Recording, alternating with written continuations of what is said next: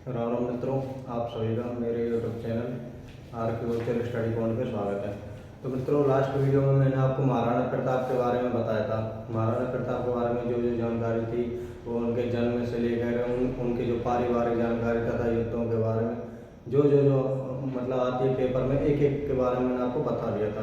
मैंने आपको बताया था कि महाराणा प्रताप ने जो मुगल सेनानायक को मारा था वो मैंने गलती से बता दिया था। तो उसको जो लिखाया था उसको काट के आपको बहलोल खान कर लेना है। बहलोल खान को उन्होंने एक ही बार से काट दिया था घोड़े समेत। या आपको उसमें करेक्शन कर लेना है मित्रों, जो मैंने आपको वहाँ पे बताया था।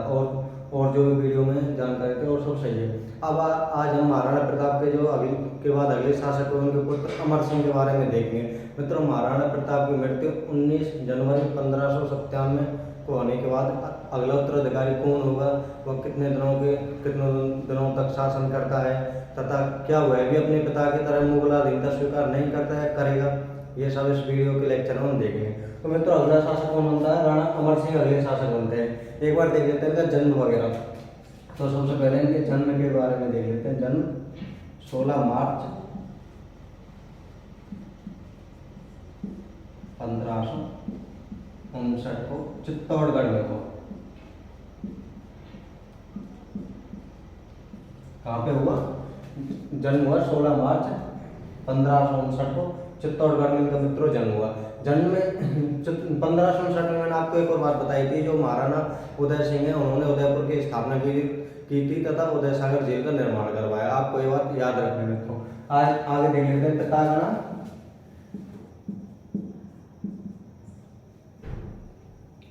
राणा प्रताप।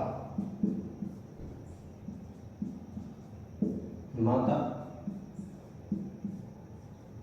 अजबदेव पवार।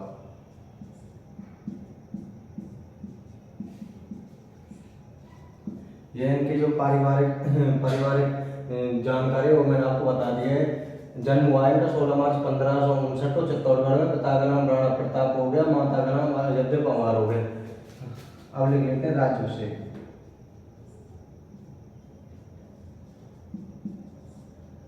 राज्याभिषेक कब हुआ है मित्रों? तो महाराणा प्रताप की मृत्यु कब हुई है? 19 जनवरी 1597 को मृत्यु हुई। तो मित्रों, इनका जो राज्याभिषेक है वो उसी दिन होगा, क्योंकि राजा उसी दिन बना दिया जाता था। मैंने आपको बताया था कि जो राजा बनेगा वो पिता के अंतिम संस्कार में नहीं जाता है, ऐसी जो भी है। और राजा किसके द्वारा बनाया जाता है? वो चंडावत होते हैं, वो इनका राज करते हैं। तो कब हुआ राज्याभिषेक? 19 जनवरी 1597 को इनका राज्याभिषेक होगा।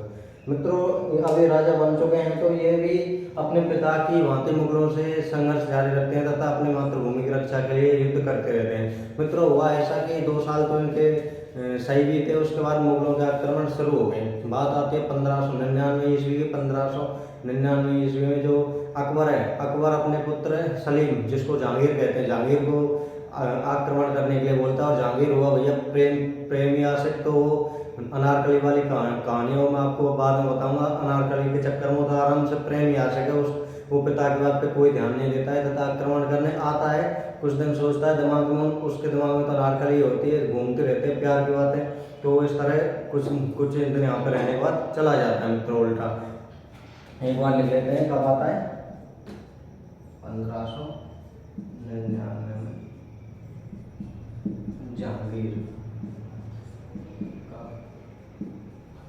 आक्रमण। इसमें कुछ मुगलों को कुछ भी प्राप्त नहीं होता है तथा हार के वो चला जाता है यहाँ से। इसके बाद जो अकबर है, अकबर पुनः बोलता है उसको 1603 में कि एक बार और जा आक्रमण कर, पर उसके बाद को इग्नोर कर देता है। जहांगीर तो आज से कि बिल्कुल पूरे जीवन काल में कुछ ज़्यादा करता ही नहीं, उसको तो बस वही है कि हाँ जो भी स्थापत्य कला तथा आज के में जिंदगी गुजार देता है। तो मित्रों, अब मार्ग हुए जो अकबर है, अकबर की 1605 में मृत्यु हो गई। 1605 में मृत्यु होने के बाद अगला शासक कौन बनेगा मुगल वंश का? जहांगीर। जिसका नेम क्या था बचपन का? सलीम था, वैसे उसको जहांगीर के नाम से जाना जाता है।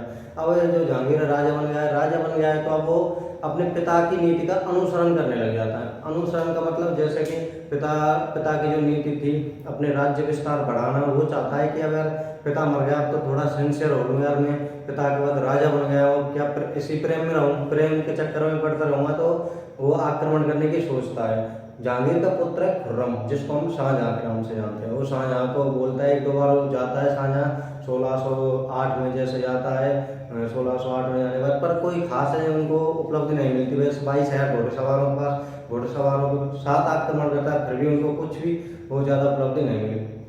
तो मित्रों होता है ऐसे, जो ये अपना अमर सिंह है, अमर सिंह धीरे धीरे जो मुगल ठिकाने थे उन्होंने कब्जाए हुए थे मुगलों ने, उनको धीरे धीरे स्वतंत्र कराना प्रारंभ कर देता है और मैक्सिमम ठिकानों को स्वतंत्र करा लेता है। आगे इसमें यह हुआ कि स्वतंत्र कराने के बाद अब उनको लगा कि ये ज़्यादा ही हमको संकट में डालने वाले हैं, पर ज़्यादा ही परेशान करने लगे हैं। तो जो जहांगीर है, जहांगीर अपने पुत्र खुर्रम के साथ अजमेर आता है और अजमेर में अपनी सेना एकत्रित करता है। सेना एकत्रित करने के बाद मित्र होता क्या है, वह खुर्रम में शाहजहाँ को आक्रमण करने के लिए भेजता है तथा उदयपुर कुंभलगढ़ में जाने के बाद मित्रों काफ़ी नरसंहार करता है तथा लूटपाट करता है और वहाँ की जो स्थिति है, वहाँ की स्थिति उसको कमज़ोर बनाता है मित्रों। और जो वो उन्होंने कब्जाए हुए थे अमर सिंह ने, मुगलों के जो भी चौकिया वो ठिकाने थे उनको वापस प्राप्त कर लेते हैं।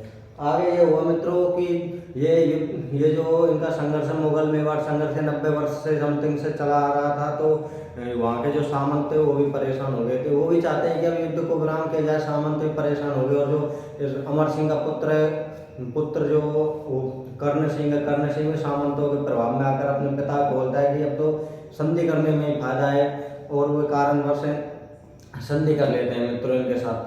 फरवरी 1615 में इनकी वो हो जाती है, संधि हो जाती है, मुगल मेवाड़ संधि में। तो संधि की कुछ शर्तें भी होती हैं, जैसे कि उसमें बताया गया है कि जो राणा है, राणा स्वयं खुर्रम के समक्ष एक बार उपस्थित होगा तथा अपने पुत्र कर्ण सिंह को मेवाड़ दरबार में सेवा के लिए भेजेगा। उसके बाद जो राणा है, राणा 1000 घोड़सवारों के साथ मुगल सेना की सहायता करेगा तथा उसको जो चित्तौड़ किले पर मुगलों ने अधिकार कर लिया था उसमें वापस दे दिया गया शर्तों के अनुसार, तथा यह शर्त रखी गई कि कभी भी इसकी मरम्मत नहीं कराई जाएगी और मुगल मेवाड़ जो वैवाहिक संबंध वो कभी भी नहीं होंगे। ये इसकी शर्तें थी मित्रों। इस तरह से मुगल मेवाड़ संधि हो जाते तथा जो मेवाड़ की जो स्वतंत्रता की जो शासन थे वो 900 वर्षों से चला आ रहा था बप्पा रावल के समय से, वो इस समय खत्म हो जाता है मित्रों। और मुगल जो ये मेवाड़ के राणा है मुगलों से के साथ संधि कर लेते हैं, और जो राणा सांगा के समय से मुगल मेवाड़ संघर्ष चलता आ रहा था वो भी इस संधि के तहत खत्म हो जाता है। अब एक एक करके मित्रों जो भी मैंने आपको बात बताई सभी बातों को लिख लेते हैं। तो देखते हैं, ये तो आपने लिख लिया होगा और देख लो एक बार जो रह गया होगा, मैं इसको एक बार रब कर देता हूँ मित्रों।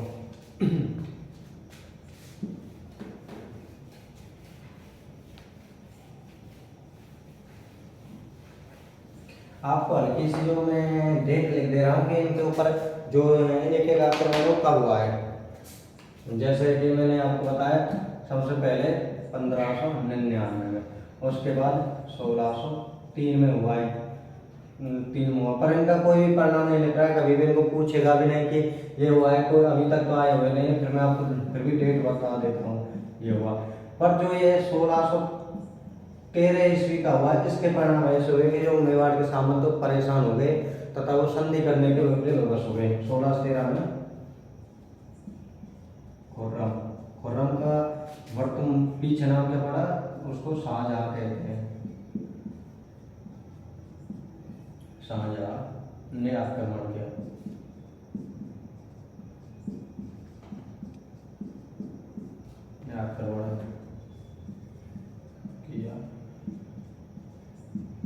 तथा मेवाड़ के ठिकानों पर कब्जा कर लिया।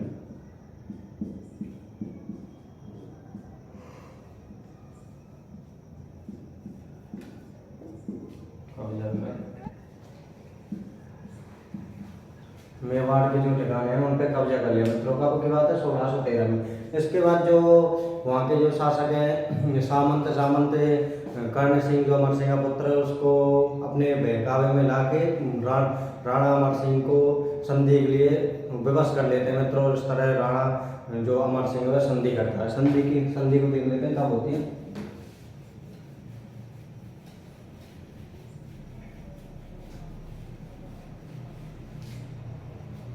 तो मित्रों सबसे पहले देखते हैं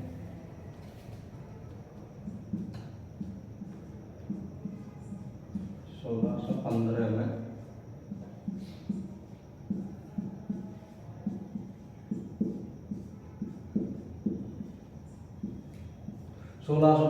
मुगल मेवाड़ संधि हो जाती है मित्रों। संधि की मैंने आपको एक एक शर्त बताई है कि जैसे कि जो राणा है, राणा खुर्रम के समक्ष उपस्थित होगा तथा अपने पुत्र कर्ण सिंह को मुगल दरबार में भेजेगा। जो राणा है, राणा 1000 घुड़सवारों के साथ मुगल सेना की सहायता के लिए हमेशा तत्पर रहेगा तथा चित्तौड़ दुर्ग उनको वापस लौटा दिया गया, पर वो उसकी मरम्मत नहीं करवा सकते थे। एक जो मुगल मेवाड़ है वो कभी भी वैवाहिक संबंध स्थापित नहीं होंगे। तो एक बार देख लेते हैं शर्तें।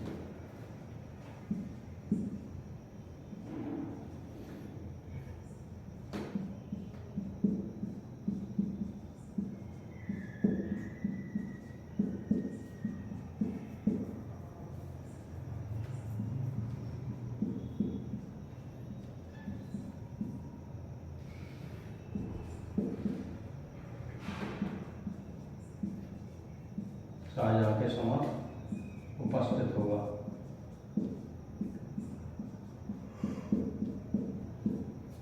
तथा कर्ण सिंह को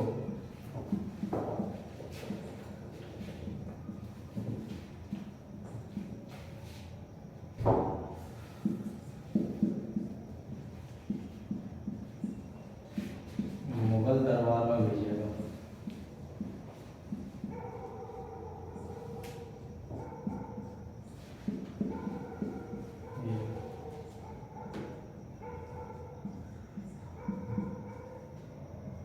चित्तौड़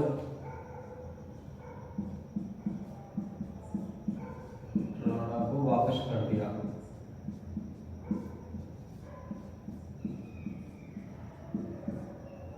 परंतु वे मरम्मत नहीं करवा सकते थे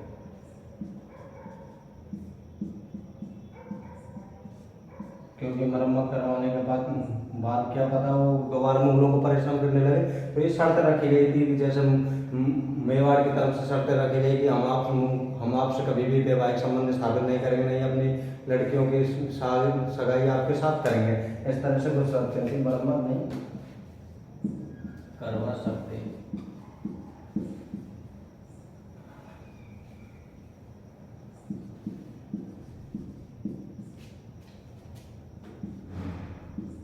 मुगल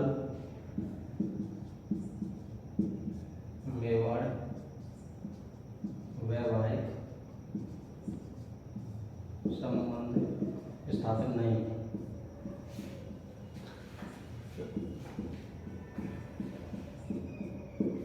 जो मुगल मेवाड़ है कभी भी ये वो नहीं होंगे तथा जो राणा है, राणा 1000 घुड़सवारों के साथ मुगल दरबार में उपस्थित होगा। एक बार आप जो है इसको लिख लीजिए या स्क्रीनशॉट ले लीजिए मित्रों, जो मैंने आपके लिए बताया है।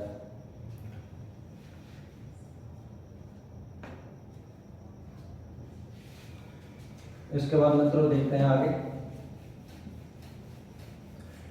अब जो राणा अमर सिंह थे वो नहीं चाहते थे कि मित्रों मेरे द्वारा कभी भी मुगलों से संधि की जाए। वो चाहते थे कि मैं भी अपने पूर्वजों की भांति अपने मातृभूमि की रक्षा करूं, परंतु वो अपने बेटे तथा सामंतों के सामने विवश होकर उन्होंने संधि तो कर ली, परंतु इसका जो उनके मन इतना गहरा सदमा बैठा कि वो कुछ समय बाद ही उसने अपने पुत्र कर्ण सिंह को राजा बनाया संधि के बाद तथा वन की ओर एकांत में चले गए और वहाँ पर उनकी 26 जनवरी 1620 को मृत्यु हो गई। अमर सिंह मेवाड़ के प्रथम शासक थे जिन्होंने मुगलों के साथ संधि की। तो ये लिख लेते हैं एक बार, अमर सिंह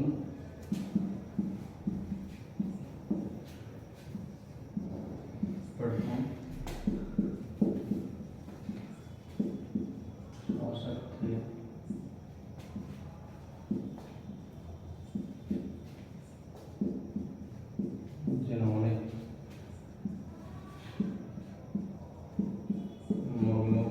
संधि की। अब इसको लिखाने से मित्रों कोई फायदा नहीं है कि उनको गहरा सदमा बैठाता था उस राजकाज को कर्ण सिंह को देकर वन में चले गया। मैं उनकी मृत्यु के बारे में बता देता हूँ। 26 जनवरी 1620 को मृत्यु हो गई।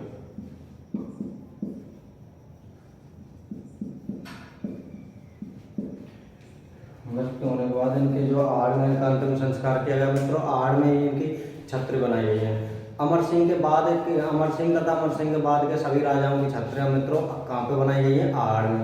आड़ में इनकी जो छत्रियां उनको क्या बोलते हैं? महासतिया। तो ये लेते हैं।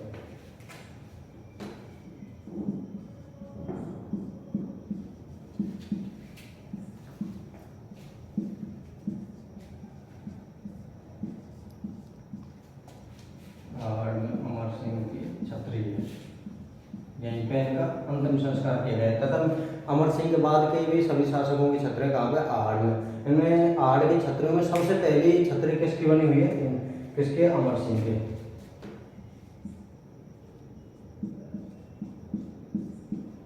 आड़ में सबसे पहली छत्री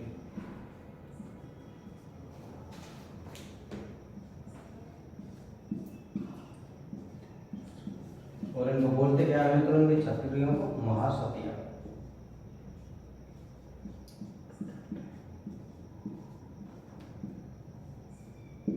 इस तरह ये याद रखना है मित्रों। जो मैंने आपको अमर सिंह के बारे में बताया यही कहानी है। इसके अलावा आपको ज़्यादा कुछ याद रखने की जरूरत नहीं है। इसी के ऊपर जो मैंने क्वेश्चन देखे हैं, मैंने काफ़ी बुकों में देखे हैं, यही क्वेश्चन है मित्रों। आपको इसके अलावा ज़्यादा पढ़ने की कोई जरूरत नहीं है। अगर आपको वीडियो सही लग रही हो तो वीडियो को शेयर करें दोस्तों के साथ तथा लाइक और कमेंट कर दें मित्रों। धन्यवाद।